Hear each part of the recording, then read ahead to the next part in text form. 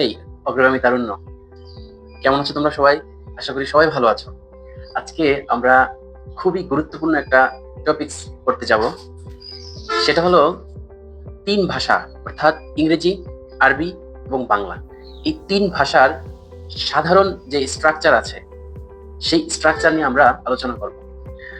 তাহলে আমরা চলো একটু ভিতরে যাই। দেখো, এখানে আছে, আমরা তিনটা ভাষা থেকে তিনটা উদাহরণ দেখি সর্বপ্রথম। যেমন ইংরেজি ভাষা থেকে যদি একটা উদাহরণ দেখি, হি ইটস অ্যান আপেল, সে একটা আপেল খায়।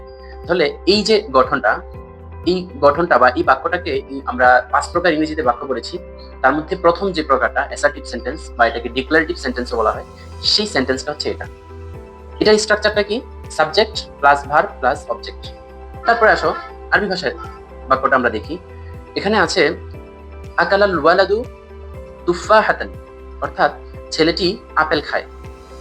এখন এটা কিসের? এটা হচ্ছে জুমলায় ফেলিয়া পড়েছি আমরা, ঠিক আছে? সেই জুমলায় ফেলিয়া হচ্ছে এই বাক্যটি। এখানে এটার স্ট্রাকচারটা কি?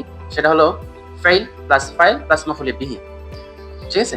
তৃতীয় নাম্বার, আমরা বাংলায় যেটা পড়ি বর্ণনামূলক বাক্য বা সরল বাক্য, ধরো সে আপেল খায়। এটার স্ট্রাকচারটা কি? উদ্দেশ্য প্লাস কর্ম প্লাস ক্রিয়া। দারুণ একটা জিনিস লক্ষ্য করো, যে এই যে তিনটা ভাষার তিনটা বাক্যের তিনটা গঠন, এই গঠনের মধ্যে ইংরেজি যে বাক্য আছে সেখানের ভার্বটা কোথায় থাকে? ইংরেজি বাক্যের ভার্বটা বা ক্রিয়াটা থাকে মাঝখানে। আরবি বাক্যের ক্রিয়া কোথায় থাকে? শুরুতে।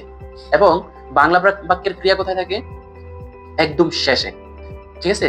তাহলে ইংরেজি বাক্যের থাকে মাঝখানে, হ্যাঁ, মাঝে। তারপরে আরবি বাক্যের থাকে শুরুতে, শুরুতে।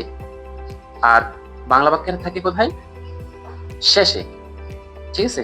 তোমরা যখন এক ভাষা থেকে অন্য ভাষায় ট্রান্সলেট করতে যাবা, তখন কিন্তু তোমাদের এই স্ট্রাকচার গুলোর তোমাদের মাথায় খুব ভালোভাবে গেঁথে রাখতে হবে। তোমাদের ব্রেনের ব্যাকগ্রাউন্ডে কিন্তু এই স্ট্রাকচার গুলো থাকা লাগবে, ঠিক আছে?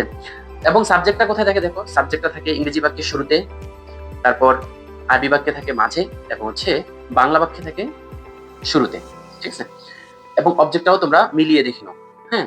আর এই যে বাক্যগুলো, এই বাক্যগুলো কিন্তু সবগুলো বর্ণনামূলক বাক্য। তাছাড়া আরো অনেক বাক্য আছে, প্রশ্নবোধক বাক্য আছে, হা বোধক, না বোধক, হ্যাঁ, আদেশ সূচক বাক্য, অনেক রকমের বাক্য আছে। আমরা হচ্ছে জাস্ট কর্তা সম্পর্কে কোন একটা তথ্য দেয়া, অর্থাৎ বর্ণমূলক যে বাক্যগুলো হয়, সেই বাক্য সম্পর্কে আমরা তিনটা ভাষার তুলনামূলক আলোচনা করলাম। আশা করি তোমরা ক্লাসটা বুঝতে পেরেছো।